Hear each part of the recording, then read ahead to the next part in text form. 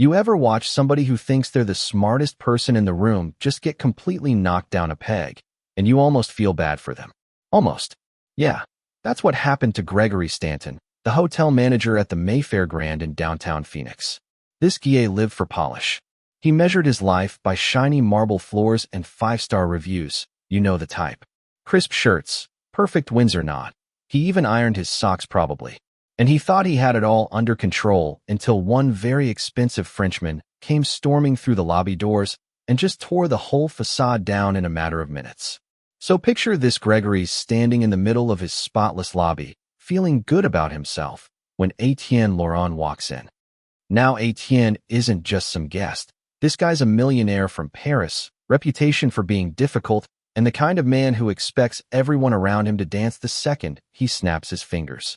He's wearing a suit that probably cost more than Gregory's yearly mortgage, shoes that gleam like mirrors, and he starts rattling off in rapid French, loud enough that everybody in the lobby turns their head.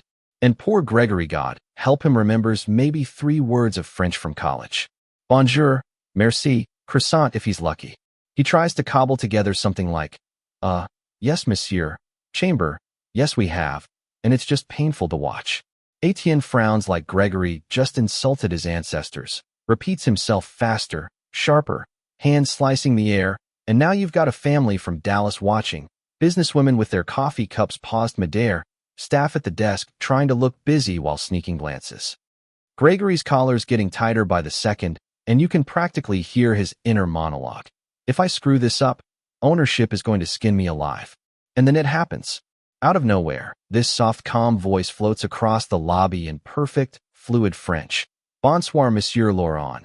Vous devez être fatigué après un si long voyage. Permettez-moi de vous aider. And everyone turns because the voice is coming from Naomi Clark, one of the maids.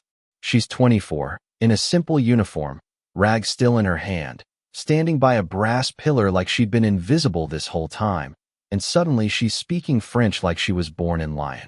The entire energy of the lobby shifts. Etienne stops mid-gesture, his frustration melting into relief. Enfin, quelque one que parle ma langue, he says, and Naomi just walks over with this quiet poise. No rush, no nerves, and she takes control. She explains his reservation is ready. She'll handle any special requests personally, and Gregory is standing there slack-jawed, red in the face, because in 30 seconds the maid just did what he couldn't do in 30 years of training. Guests are whispering, smiling even. The tension drains out of the air, and Naomi leads the millionaire across the marble like she's been doing it her whole life. Gregory's left behind, staring, and you can see the thoughts written on his forehead. Who the hell is Naomi Clark? And more importantly, what does this mean for me? Now when she comes back, Gregory calls her over, tries to puff his chest up. Naomi, since when do you speak French? And she just looks at him, calm as can be, and says, since I was a kid. My mom was a translator, she taught me. He stammers, you never mentioned it. And she shrugs, you never asked. That one hit him harder than Etienne's frown. Because she's right. He never asked. He never noticed.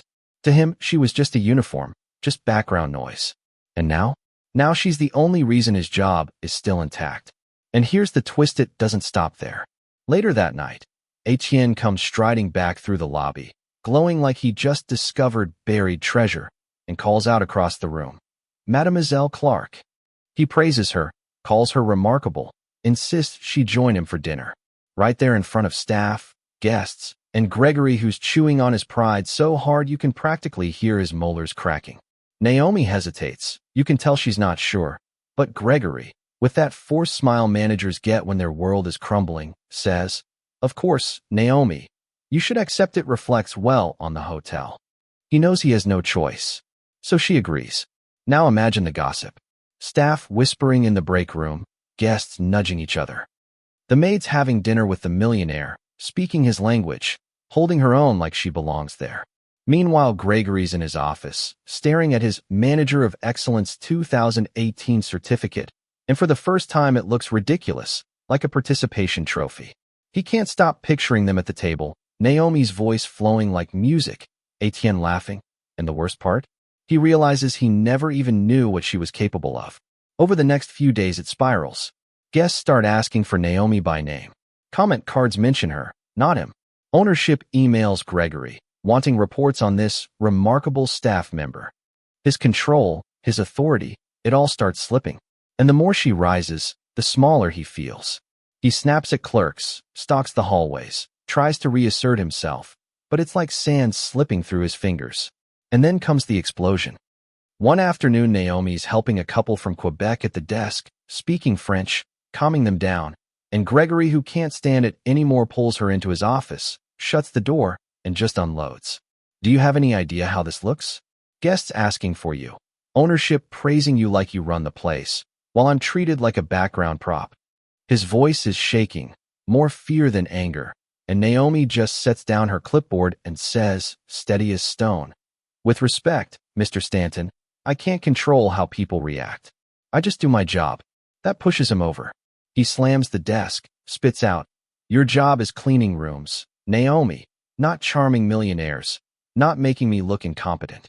And she doesn't flinch. She steps closer, calm but firm, and says, "You're the one making yourself look incompetent. You never saw me. Not once. You assumed the uniform defined me. That's on you, not me." And you could hear a pin drop in that room. And right then, as if scripted by God himself for maximum humiliation, Etienne walks in, takes one look at the scene, shakes his head, and in front of Gregory says, "Without her, I would have left this hotel. Do not diminish her." Just like that. In one sentence, the millionaire made it official. The maid was more valuable than the manager. From there, it's over. Ownership comes down for a press event, cameras flashing, reporters buzzing, and instead of Gregory being the star, they put Naomi up front. She answers questions in French, smiles gracefully, and gets a standing ovation from guests. Gregory's in the corner, notes in his hand, pride leaking out of him like air from a punctured tire. He realizes in that moment he's faced with a choice. Keep fighting to protect a crown that's already rolling away, or swallow his pride and admit the truth that he'd been blind, and she deserved the spotlight all along. And here's the cinematic ending. Naomi, standing in the lobby after the press, notebook in hand, tired but composed. Gregory walks up, shoulders heavy, voice softer than it's ever been. He says, "You made me see things I didn't want to see. I've been so busy protecting my position, I forgot what leadership really is. It's not control, it's recognizing value. And I didn't recognize yours. For that, I'm sorry." And Naomi, who's heard 1,000 empty apologies in her life, just studies him, then nods slowly and says, "Then prove it." The lobby hums with guests and staff, flashbulbs still fading, but in that quiet exchange you realize the story's not really about a maid or a millionaire, it's about pride and blindness, about how easy it is to underestimate people until the moment they force you to see them. So now it's your turn. Was Naomi right to step into that role, or should she have stayed in her lane? Was Gregory just unlucky? Or did he finally get the slap of reality he'd been earning for years? And what about Etienne? Was he genuinely lifting her up, or just stirring the pot for his own amusement? You tell me. Drop your thoughts below because I think this one's going to split people right down the middle.